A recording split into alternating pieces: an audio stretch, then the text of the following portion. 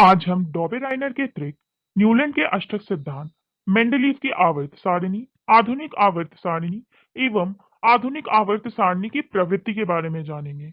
दोस्तों, साथ ही साथ हम ये भी जानेंगे कि डॉबेराइनर के त्रिक, न्यूलैंड के अष्टक के सिद्धांत और मेंडलीव की आवर्त सारणी की विफलताएं क्या है, इनकी कमियां क्या है और ये क्यों आज हम इसका पालन नहीं करते।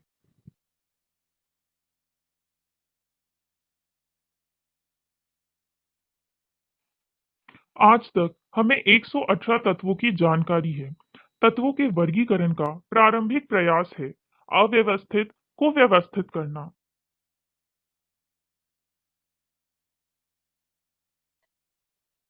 डॉबेराइनर ने सन 1817 में तीन तीन तत्वों का समूह बनाया जिनके भौतिक एवं रासायनिक गुणधर्म समान थे। जैसे समूह ए में कैल्शियम, स्ट्रोंशियम और बेरियम आता है।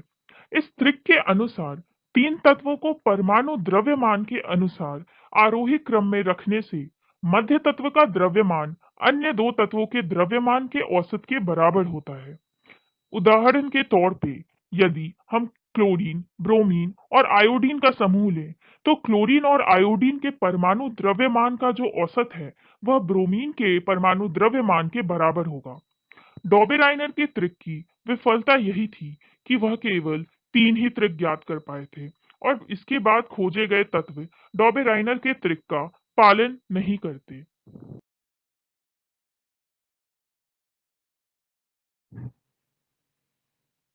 सन 1866 में न्यूलैंड ने ज्ञात तत्वों को परमाणु द्रव्यमान के आरोही क्रम में व्यवस्थित किया।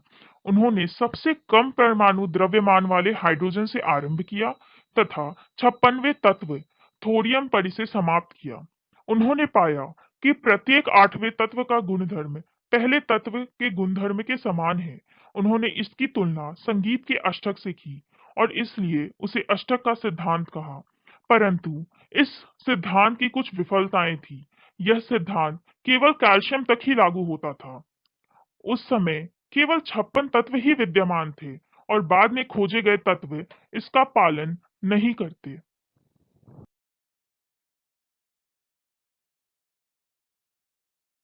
न्यूलैंड के बाद आई मेंडलीव की आवर्त सारणी, जो अब तक की सबसे सटीक सारणी थी।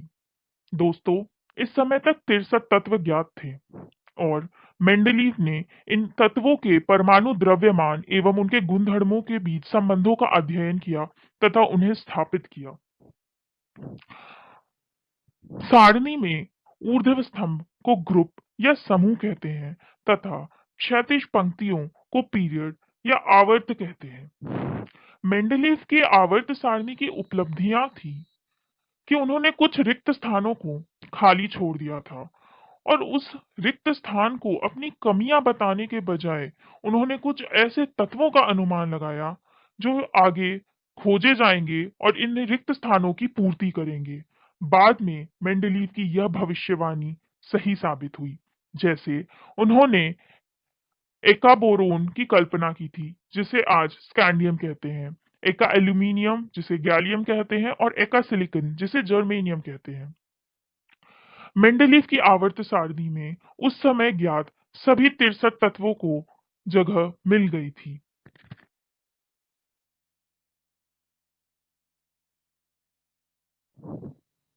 इस सारणी में यह भी देखा गया कि समान भौतिक एवं रासायनिक गुणधर्म वाले विभिन्न तत्व एक निश्चित अंतराल के बाद फिर आ जाते हैं। इसकी यह भी उपलब्धि थी कि जब हीलियम, नियॉन एवं आर्गन का पता बाद में चला, तब भी पिछली व्यवस्था को छेड़े बिना ही इन्हें मेंडलीव की सारणी में स्थान दिया जा सका। परंतु दोस्तों, मेंडलीव की आवर्त सारणी की कुछ कमियां भी हैं। जैसे वह हाइड्रोजन को न्याय संगत स्थान नहीं दे पाए थे और इस आवर्त स्थान सारणी में समस्थानिकों के लिए स्थान नहीं है।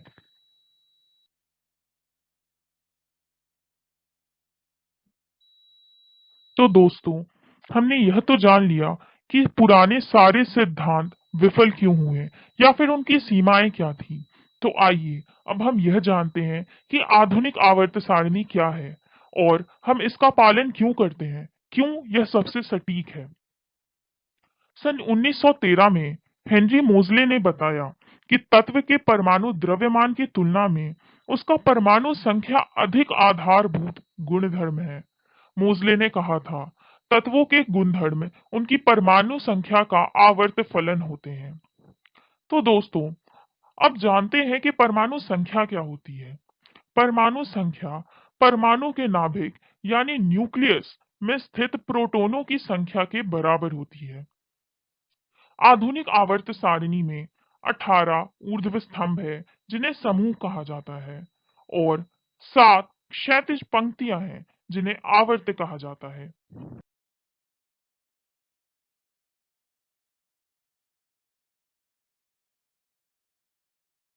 तो दोस्तों, हमारी आधुनिक आवर्त सारणी कुछ इस प्रकार है।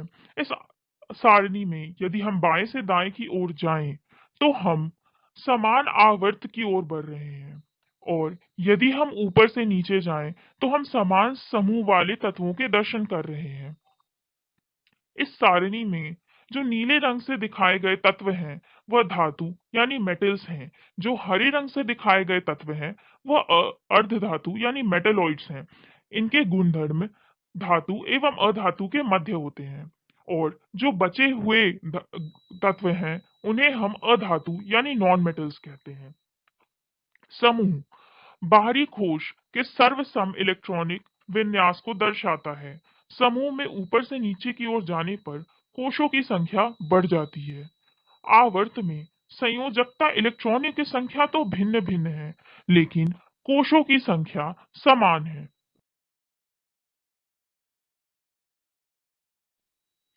किसी भी कोश में इलेक्ट्रॉनों की अधिकतम संख्या 2n स्क्वायर के बराबर होती है, जहां n नाभिक से नियत कोशों की संख्या को दर्शाता है।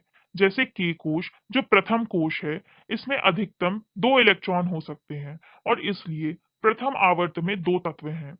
वैसे ही L कोश जिसमें अधिकतम 8 इलेक्ट्रॉन हो सकते हैं और M कोश जिसमें अधिकतम 18 इलेक्ट्रॉन हो सकते हैं।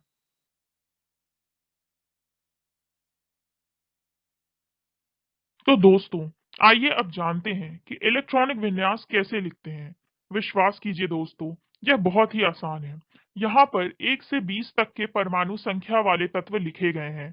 शुरुआत हाइड्रोजन से करते हैं, जिसके पास केवल 1 इलेक्ट्रॉन है, जो K कोश में चला जाएगा। दोस्तों, आप जानते हैं कि K कोश में अधिकतम 2 इलेक्ट्रॉन हो सकते हैं, तो लिथियम से बाकी बचे हुए इलेक्ट्रॉन L कोश में जाना शुरू कर देंगे। वैसे ही जब हम नियॉन तक पहुंचेंगे तो एल कोश भर जाता है, क्योंकि एल कोश में अधिकतम 8 इलेक्ट्रॉन हो सकते हैं। तो सोडियम से बाकी बचे हुए इलेक्ट्रॉन एम कोश में आना शुरू कर देते हैं। पर जैसे ही हम आर्गन पहुंचते हैं, फिर पोटेशियम और कैल्शियम, इन दोनों के इलेक्ट्रॉनिक विन्यास थोड़े अलग हैं। क्योंकि आपके मन में यह प्रश्न जरूर आ रहा होगा कि एम कोश में अधिकतम तो 18 इलेक्ट्रॉन होते हैं, फिर मैंने यहाँ पर एम में 8 रख के 1 इलेक्ट्रॉन को एन में क्यों भेजा, या फिर कैल्शियम में एम में 8 रख के एन में 2 इलेक्ट्रॉन क्यों भेजा। तो दोस्तों, यह भी एक सिद्धांत है कि हम आखिरी कोश में 8 इलेक्ट्रॉन से ज्यादा नहीं रख सकते। इसलिए मैंने पोटेशियम और कैल्शियम में एम कोश में 8 इलेक्ट्रॉन रखकर 1 और 2 इलेक्ट्रॉन एन कोश में भेजा है। दोस्तों, इस सिद्धांत के बारे में आप अपनी अगली कक्षा में पढ़ेंगे।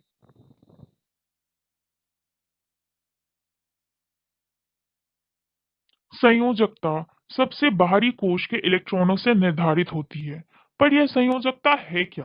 तो दोस्तों, संयोजकता हमें यह बताती है कि किसी तत्व के यौगिक बनाने की क्षमता क्या है। यदि तत्व धातु है, तो उसे इलेक्ट्रॉन देने की प्रवृत्ति होती है और उसकी संयोजकता सर्वसम इलेक्ट्रॉनिक विन्यास के बराबर होती है। यदि तत्व अधातु है, तो उसकी इलेक्ट्रॉन लेने की प्रवृत्ति होती है और जितने इलेक्ट्रॉन वह अपने आखिरी कोश में 8 इलेक्ट्रॉन करने के लिए लेता है, वह उसकी संयोजकता होती है।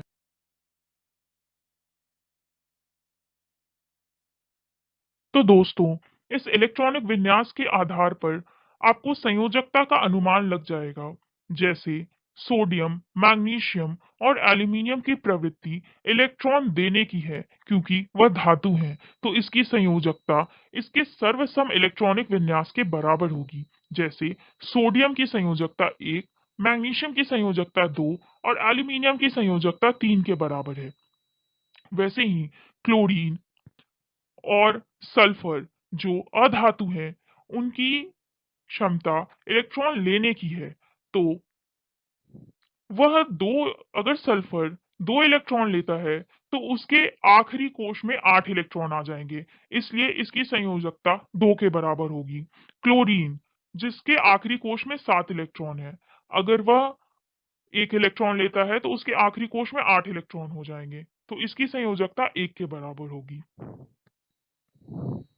और जो आर्गन और हीलियम ये सब किसी के साथ भी यौगिक नहीं बनाते, क्योंकि यह खुद में बहुत ही स्थिर एवं स्थायी होते हैं। दोस्तों, हमें यह नहीं भूलना चाहिए कि कोई भी तत्व यौगिक इसलिए बनाता है ताकि स्थिरता या वह स्थायी बन सके।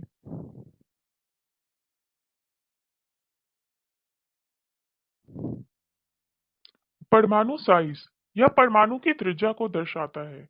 परमाणु के केंद्र से सबसे बाहरी कोश की दूरी ही परमाणु साइज कहलाती है। आवर्त में बाएं से दाएं जाने पर त्रिज्या घटती है। नाभिक में आवेश के बढ़ने से वह इलेक्ट्रॉनों को नाभिक की ओर खींचता है, जिससे परमाणु का साइज घट जाता है। समूह में ऊपर से नीचे जाने पर परमाणु त्रिज्या बढ़ती है। ऐसा इसलिए होता है क्योंकि नीचे जाने पर एक नया कोश जुड़ जाता है। इससे नाभिक तथा सबसे बाहरी कोश के बीच की दूरी बढ़ जाती है और इस कारण नाभिक का आवेश बढ़ जाने के बाद भी परमाणु का साइज बढ़ जाता है।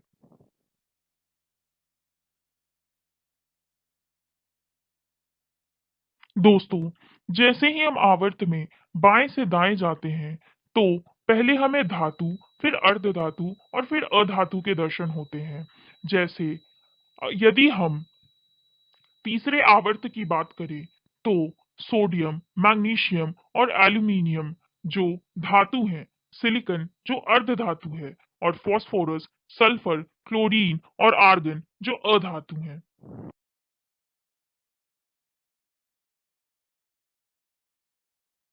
दोस्तों, आज हमने सीखा कि तत्वों को उनके गुणधर्म के आधार पर विभाजित कैसे करते हैं। आधुनिक आवर्त सारणी की एक मुख्य उपयोगिता यह है कि हमें किसी एक तत्व के गुणधर्म के बारे में पता है, तो हम सारणी में उसके आसपास के तत्वों के बारे में अनुमान लगा सकते हैं।